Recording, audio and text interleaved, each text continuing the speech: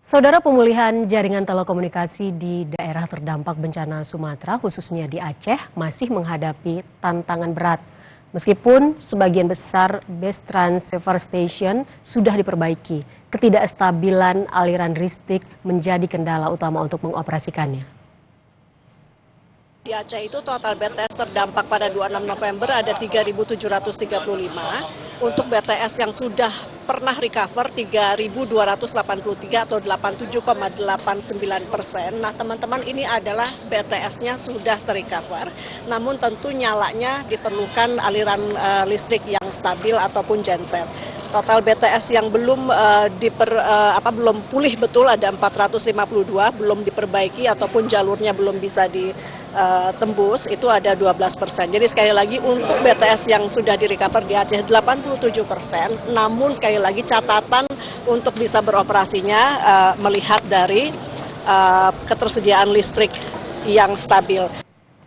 Pemerintah terus mempercepat pemulihan listrik di wilayah Aceh pasca banjir. Pemulihan dilakukan bertahap seiring perbaikan infrastruktur kelistrikan yang rusak akibat bencana.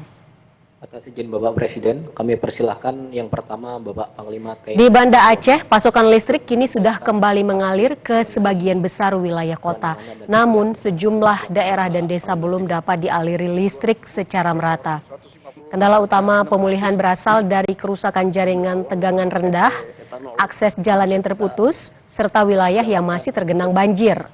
Kondisi ini membuat penyaluran listrik belum bisa dipaksakan demi menghindari risiko keselamatan warga.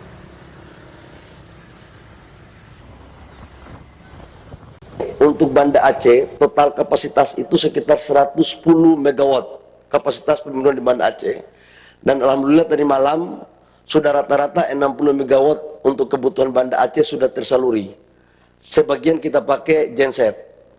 Nah, untuk jaringan gardu induknya yang kami laporkan kemarin kepada Bapak Presiden, itu sudah sekitar 80-90% sudah terpasang, tapi mungkin sekitar minggu-minggu ini, paling lambat Rabu atau Kamis baru bisa jadi semua. Kalau ini jadi, maka aliran listrik dari Arun, Birem, itu baru bisa masuk secara normal dan transmisi untuk jalur Sumatera itu sudah bisa connect. Sementara itu, PLN terus melakukan upaya pemulihan listrik di wilayah Aceh pasca bencana.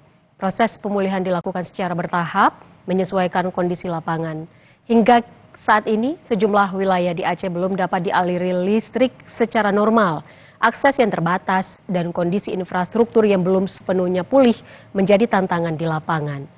Untuk mempercepat penanganan, PLN berkoordinasi dengan Kementerian Pekerjaan Umum dan pemerintah daerah terkait pembersihan akses dan perbaikan infrastruktur.